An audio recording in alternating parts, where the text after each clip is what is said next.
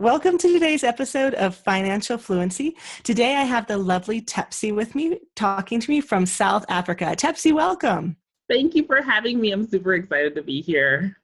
I am so excited to have you too. We've watched each other on Periscope over the years, and we've been in some groups together. And I am really excited to have you here to talk about both your copywriting business and your business strategy business.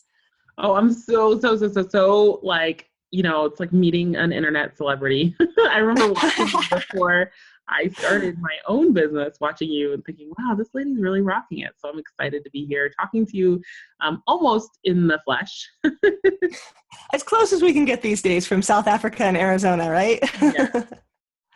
So I would love to hear about some of the backstory of your business and moving from Washington, D.C. to South Africa. And I know I came into contact with you through Kimra Luna's launch. At one point, someone asked who her copywriter was, and she name-checked you on a Periscope I was watching of hers. Mm-hmm. So, I feel like I know bits and pieces of your story, but I don't know your whole story. So I would love it if you could kind of run us through how you got to this point in your life. Yes. So Kimra is now a dear friend. Before, she was a mentor, and I saw her rocking it in her business and in one of these big entrepreneur groups. And I thought, oh my gosh, if she could do it, she's got all these kids and a husband and all this stuff, then maybe I can do it too. So I joined her course and met her copywriter, who was super booked out at the time. And she saw me, and I thought I was wanting to be a life coach. And she was like, "You're not a life coach." I was like, "How do you know?" She said, "I just know you're not. You, my friend, are a copywriter." And the way she said it was like copywriter, because she's British. And so she told me that that's what I needed to do and I should start right away. So I did. And I was super successful almost right away. Lots of referrals, lots of word of mouth, lots of shout outs. And, all from the relationship building that I'd been doing, just reaching out to people, saying hi, telling them that I liked what they were doing. And so when they found out that I wrote, they were like, "Oh, you're the one who I want to work with, because you've always been really supportive of me." So I made $25,000 my first 2 months in this business, and really quickly decided I don't think I need to work anymore at my day job.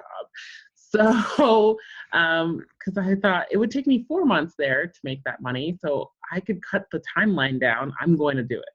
So I also convinced my husband to leave his job, which was really tough because he had one of those secure jobs, the 401k and the pension and all that stuff for the federal government. And we decided to, our big plan was 3-month countdown, sell our house, figure out all the logistics of moving our whole family, which we have 3 kids, 3 daughters, and come to South Africa. So that's what we did. And we decided that my business was going to support us all, and we were going to move and make our dream come true, because I was born here and I was raised here until I was 6, and I've been missing my family and my home for 25 years. I think by the time that I finally came back, I'd been in the US for 25 years. And it was just too long for me. So this was my big dream, and my business made it happen. So I'm really excited. We're almost celebrating our 1-year anniversary here. Wow, that is an amazing story. What was your day job that you left? I worked for the, what can I call it? The Department of Defense, and I was a federal we So I worked at an agency that's called Defense Information Systems Agency, and we were like the Comcast, we brought all the satellite, all the communication, and all the telephone, and all the voice over IP technology to all the other military agencies. Super boring. Wow. Well, on the one hand, it sounds super interesting, but I can see, maybe analyzing data or whatever, maybe that on a day-to-day basis wasn't super interesting. Yeah, on a day-to-day basis, the minutia, it got to be too much. I did project management and document control and technical writing. It was really, really, really grating. I didn't like it at all. And because I didn't like it. Did the technical writing you did there, did that help lead you into the copywriting? It did not, no. It's a whole different skill. It required a lot of analytical thinking, and copywriting is, for me, a creative art or skill. It comes from my heart. And I really think like this is something I was gifted with. That's something I learned. Copywriting is something that I probably could have done coming out of the womb. It comes to me very naturally and really easily. And I had never written a piece of copy before I got my first client back in March 2015.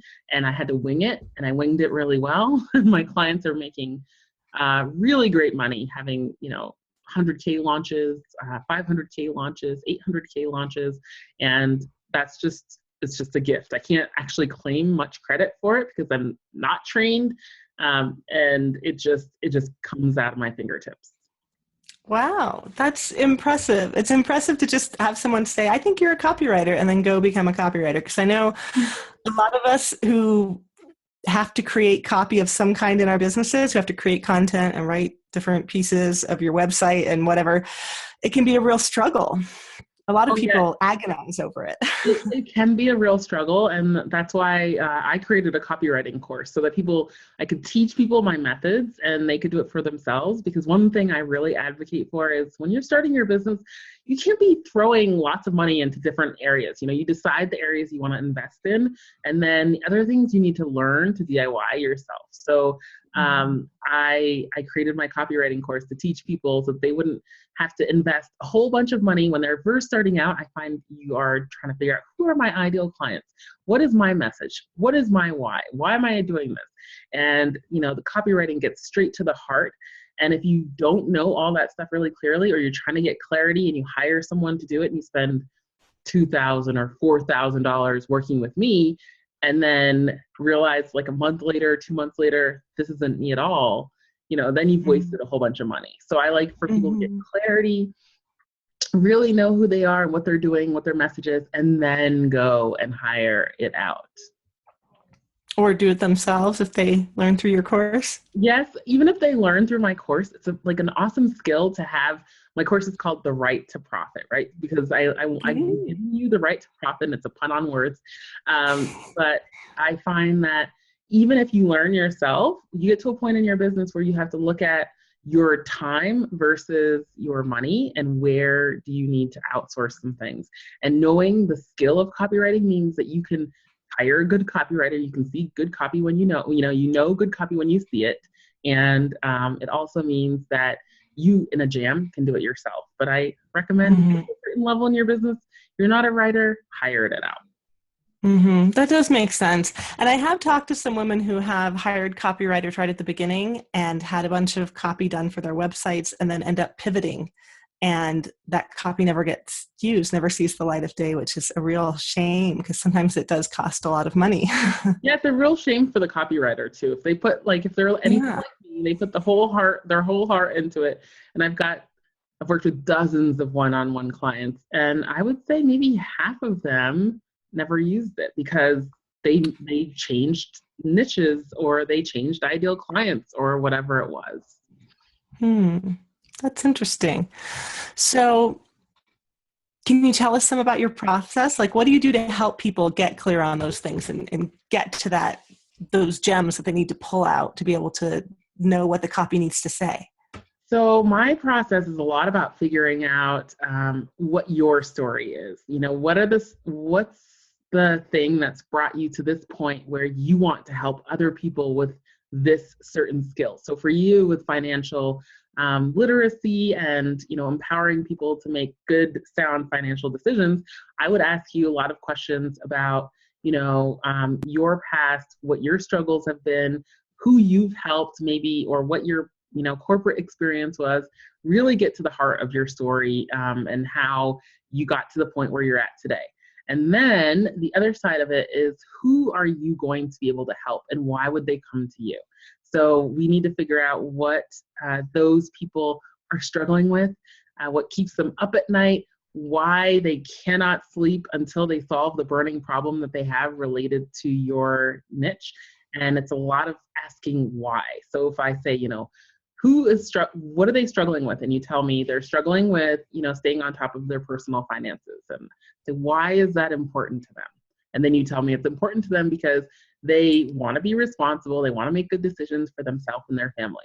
Well, why do they want to make good decisions for themselves and their family? So we just keep asking why until we get to the heart of the matter, why this really matters, and what difference it's going to make in their life, what they see the end goal for themselves after working for you, where they see themselves. So that's my process. It's very intimate. It's very emotional. It's very personal. We start with doing yoga and getting really in tune with breathing before I actually get into the writing. But these days, I actually don't do any more one-on-one copywriting. I only teach it, and I teach all the same techniques that I use in my own practice to help other people get to the core of their story. Mm-hmm. Well, that does sound very important, because I feel like with a lot of people who, depending on what area they're in, a lot of us do have a really personal story, sometimes a personal painful story that led you to doing what you do now, you know? I can see that being really therapeutic. It's therapeutic, and some people feel a lot of shame around their growth or their transformation. And it's really important for me to like hold that space for them and remind them that their shame or there is actually their victory. You know, your shame is actually your victory, and that's how you can teach other people not to make the same mistakes you've made. Mm-hmm.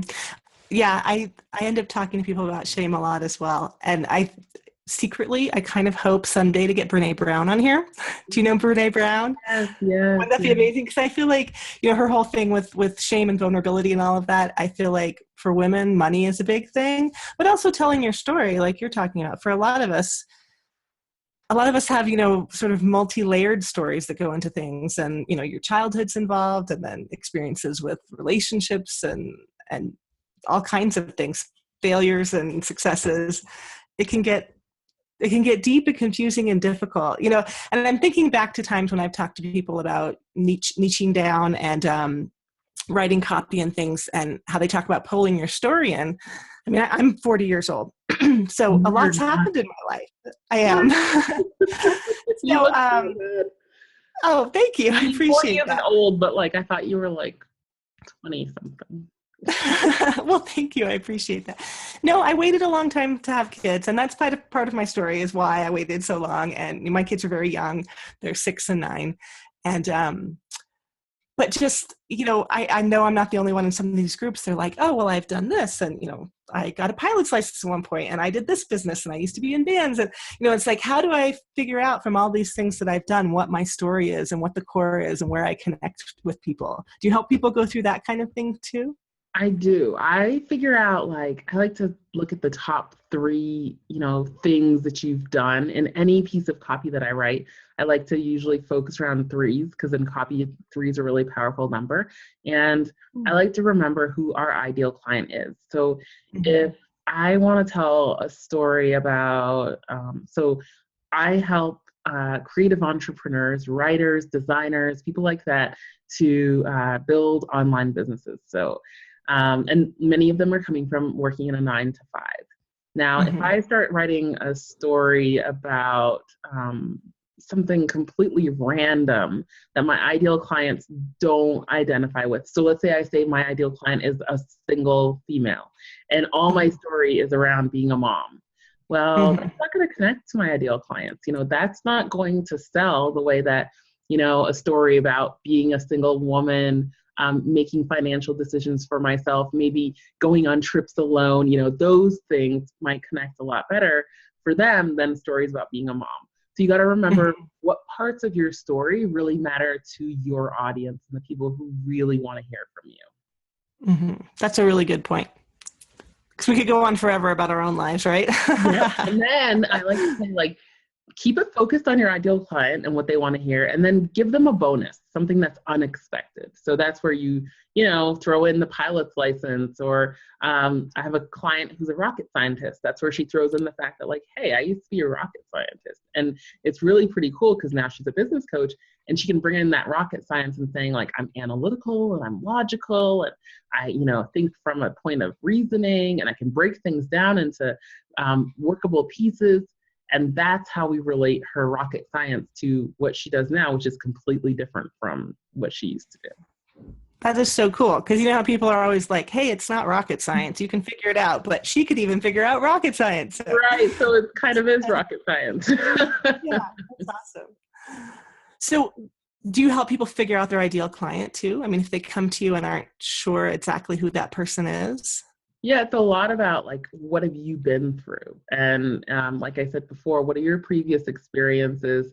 One cool exercise that one of my friends named Susie Romans showed me that I love for getting to the core of your stories is if you're like, oh, I don't know what stories to tell. I don't have any stories. I'm not interesting.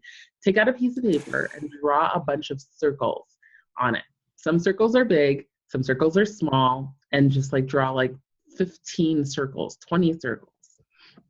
And on each circle, just write one word that reminds you of an experience you've had that was really memorable. So, something that you did in college, or, a place that you visited, or a person that you met that was really profound. The proudest moment, your saddest moment, and just fill up that paper with those different, just like one-liners to remind you of your story. And then from there, you can look at that piece of paper and realize how much you really have to tell. And so you can look at all the things that you've been through, the saddest moment, the happiest moment, the proudest moment, and then figure out, okay, so if I've been through this, I can probably, so for example, for me, one of the things that really defines my life is that my mom passed away when I was 14. So now I have a lot of empathy and compassion for people that I wouldn't have had before, right? I'm also a mom. I'm also someone who used to work in corporate. I'm also someone who figured out entrepreneurship from the zero and, shot out the gate. So then I can look at my ideal client and say, well, she's probably a lot like me. She's probably a mom. And if she's not a mom, she aspires to be someday. She's probably working in a job or just started out in her business and needs help. All those little things that I've been through, a lot of the time when I tell my story, people email me back going like, oh, that's happened to you too? That's happened to me, because we gravitate toward people who are like us. Mm-hmm. Yeah, I feel like the Me Too factor is such a big thing in connecting with people and sharing. I mean, that's one of the things that I've loved about having a membership group where you get to know people over a long period of time, is in having calls or Zooms or, connecting with the people where they have the chance to talk to each other. So many times, a couple of people within the group, as they get to know each other, will have some of those like, oh my gosh, we have this exact same portion of our story is so similar. And it's neat to watch that. It's amazing because we all come together for a reason, even though we're all across the world. There's like that thread that binds us. So, a lot of the time, if you're searching really hard for your ideal client, you got to go inward and realize that person is you, or look at your experience or your education. What did you do before? And you might be able to find your ideal client from, your past. Well, that sounds great. So if someone's listening to this and is thinking, wow, I totally love Tepsii's approach. I love what she's saying. I want to learn more. Where can they go to find you and your course and, just get more involved with your style of copywriting and business strategy? So I have a signature program called Sold Out and Booked Solid. So you can find that at booked.tepsii.com. And there you can read all about the business incubator. It's a 10-week program, and I lead you from figuring out your why, setting your goals, starting to figure out your ideal client, writing copy, to now marketing yourself, getting yourself out there, doing webinars, how to get build relationships online on social media, on Facebook, how to do Facebook ads. I mean, it's total solution business building program. And I really love it because I really don't take an approach of just business. I take an approach of a holistic human being that needs me heart, soul, and mind. So we go really deep on the emotional stuff because I started out as a life coach. So I have all those tools in my back pocket. So I use them, and we go really deep to figure out and uncover, some of the blocks that people have, or some of the fears that they have and help them overcome them so that they can, show up bright and bold and really shine for themselves and the people that really need to hear their message in the world. So that's my business incubator. And then if you want to hear about my copywriting program, it's called The Right to Profit, and you can find out more at rightttoprofit.com. Okay, and we'll put links to that in the show notes too, so people can find them. Is it WRITE, Right to Profit? Yes, Right to Profit. And in the Right to Profit, again, because I'm super all about the soul stuff, so we start with all the soul, the yummy, the juicy stuff, and go through writing all the pages of your website and my favorite sales pages, because a lot of people have trouble with those. So I'm launching a lot of offers around actually working specifically on your sales page to get people, because that's where the money is. Okay, you could write the rest of your website, and that's great, but we need to highlight your signature programs, and that's what we do on sales pages. So I also have an offering for that at flawless.tepsii.com, where I take you all the way through step by step writing a winning sales page, like with all my techniques. That sounds fantastic. And thank you so much for joining us today, Tepsii. It was so nice to talk to you. Thank you so much for having me. I'm so excited. And I hope I get an invitation back, because this was too short. It is a short episode. Maybe we should do one after, in a year or so and see where you are. Yes, I would love to. Okay, awesome. Thank you so much, Tepsii. All right, see you later. You have to remember that the care of yourself is essential, because you could be the domino that knocks every other domino down, right? As someone who doesn't work in a traditional 9-to-5 kind of job, I actually don't have disability insurance on myself.